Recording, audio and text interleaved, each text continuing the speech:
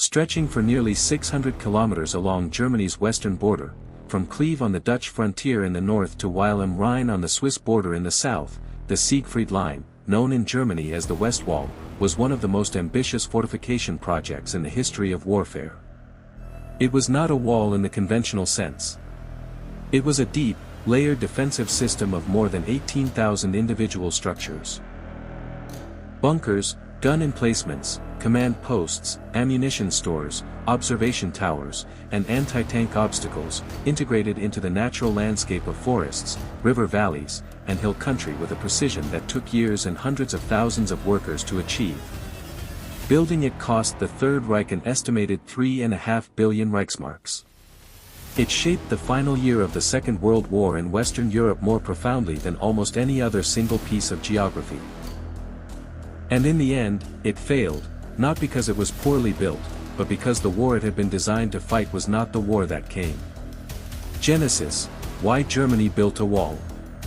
The decision to build the West Wall grew directly out of the geopolitical crisis of the mid-1930s. When Hitler ordered the remilitarization of the Rhineland in March 1936, a direct violation of the Treaty of Versailles, he was gambling that France and Britain would not respond with force. They did not. But the episode exposed a fundamental vulnerability. If Germany was going to pursue aggressive expansion to the east, it needed a secure western flank. A French army that could strike into the Ruhr, Germany's industrial heartland, without which the entire war economy would collapse, represented the single greatest threat to Hitler's strategic plans. The West Wall was the answer to that threat. Construction began in earnest in 1936 under the direction of Organisation Todt, the state construction agency that would later build the Atlantic Wall and the Autobahns. The pace accelerated dramatically in 1938, when the crisis over Czechoslovakia made the threat of a two-front war seem imminent. In the summer and autumn of 1938, Germany mobilized approximately 500,000 workers, construction laborers, engineers, and conscripted civilians. In what became one of the largest building projects in German history. Concrete poured into the landscape at a rate that astonished foreign observers.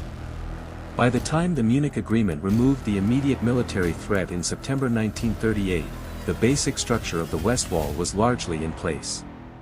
Architecture of defense, dragon's teeth and bunkers expanded. The visual signature of the West Wall, the element that appears in every photograph and every veteran's memoir, is the Hockerlinie.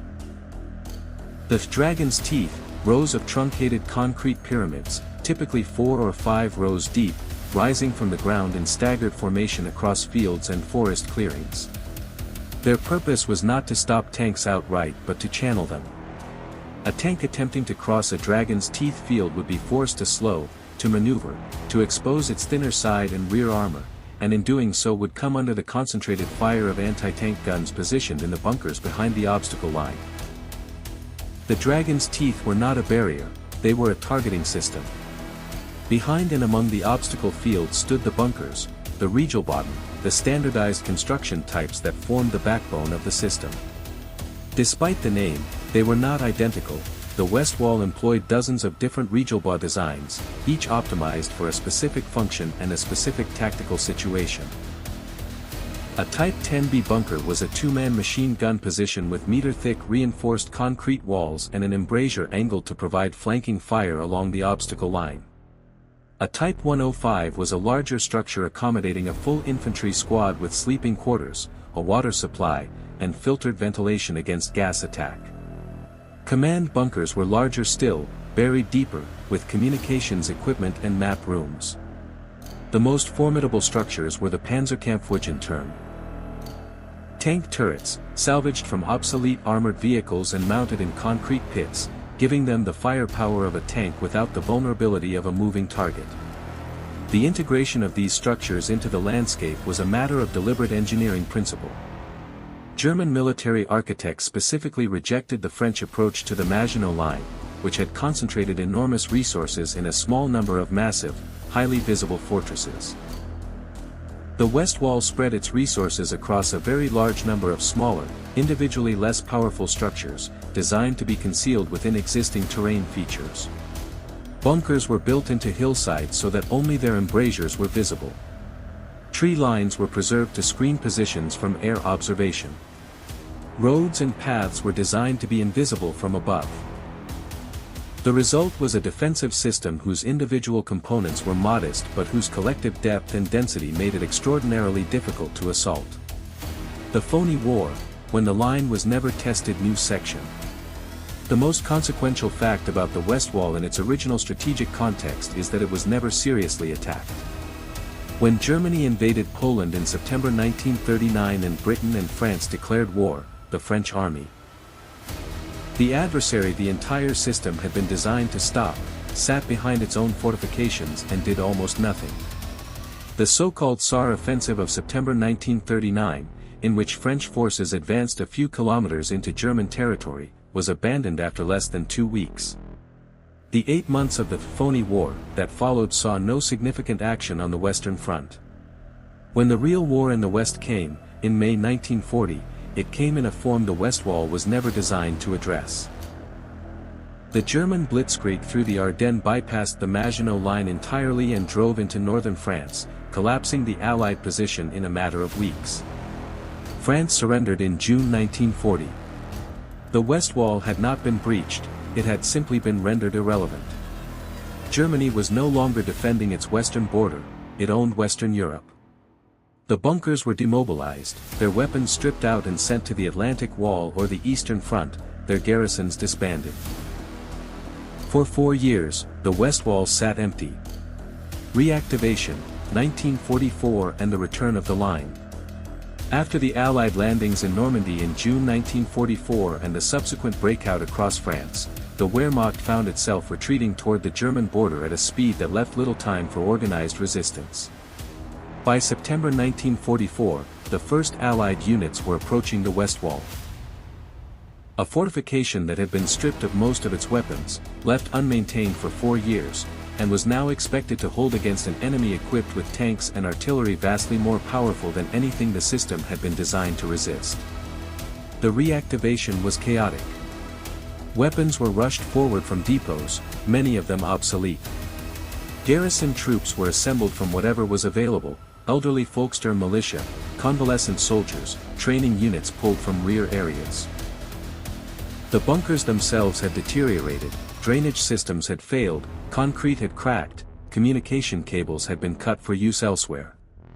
In some sectors the West Wall was held by experienced troops who used the terrain and the surviving fortifications with considerable skill, in others it was defended by men who had never seen the positions they were ordered to hold and did not know where the defensive works were located. The battle for the line, Hürtgen Forest and Aachen expanded. The fighting along the West Wall in the autumn and winter of 1944 was among the most brutal of the entire Western campaign. The Battle of Aachen, the first German city to fall to the Allies, was fought street by street and house by house in October 1944, with German defenders using the city's buildings as improvised fortifications long after the West Wall positions on the outskirts had been overrun. The city's civilian population was trapped between the armies, and the destruction was nearly total. More terrible still was the Battle of Hürtgen Forest, a campaign that lasted from September 1944 to February 1945 and cost the United States Army approximately 33,000 casualties in killed, wounded, and captured. The Hürtgen was dense, dark conifer forest on hilly terrain directly in front of the West Wall, and it became one of the most nightmarish environments of the entire war. Tanks could not maneuver effectively in the trees. Artillery shells, detonating in the canopy overhead, produced a lethal rain of steel splinters and wood fragments that no helmet could reliably deflect. Bunkers had to be taken individually, by infantry with flamethrowers and demolition charges. Supply lines were cut by German counterattacks. Men died of hypothermia in temperatures that dropped far below freezing. The German defenders, using the forest and the bunker system with desperate skill, extracted an enormous price for every kilometer gained. The Allied breakthrough came not through the West Wall itself but through the Ardennes, the same route Germany had used in 1940, when Hitler launched the Ardennes offensive in December 1944, the last major German attack in the West. When that offensive failed and the Germans began retreating again in January 1945, the West Wall lost whatever remained of its strategic value. Allied forces crossed the Rhine at Remagen in March 1945, bypassing the line entirely, and Germany's final collapse followed within weeks. Legacy: concrete in the forest expanded. After the war, Allied engineering teams systematically demolished many of the Westwall's bunkers, using explosives to collapse the structures and make them unusable. But the sheer scale of the system, more than 18,000 structures across 600 kilometers, made complete demolition impossible. Thousands of bunkers survived, absorbed into the post-war landscape with a gradual naturalness that is itself a kind of historical statement. They sit in German forests, half buried in decades of leaf litter, their concrete slowly greening with moss. Farmers built around them. Children played in them. Hikers stumble across them.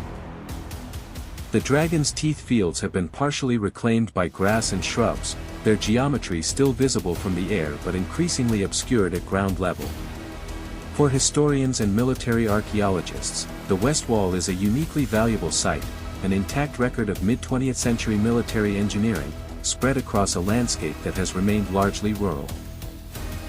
The strategic lesson it teaches is one that military planners have absorbed at enormous cost across the entire history of fixed fortification: a defensive line is only as strong as the forces that man it, and no concrete is thick enough to substitute for the will and the capacity to fight. The Maginot Line was bypassed, the West Wall was stripped and then overrun. The Atlantic Wall was breached on its first serious test.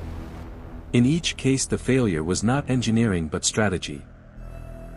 The assumption that a line drawn on a map could substitute for mobile defense, flexible response, and the ability to fight the war that was actually happening rather than the war that had been planned for.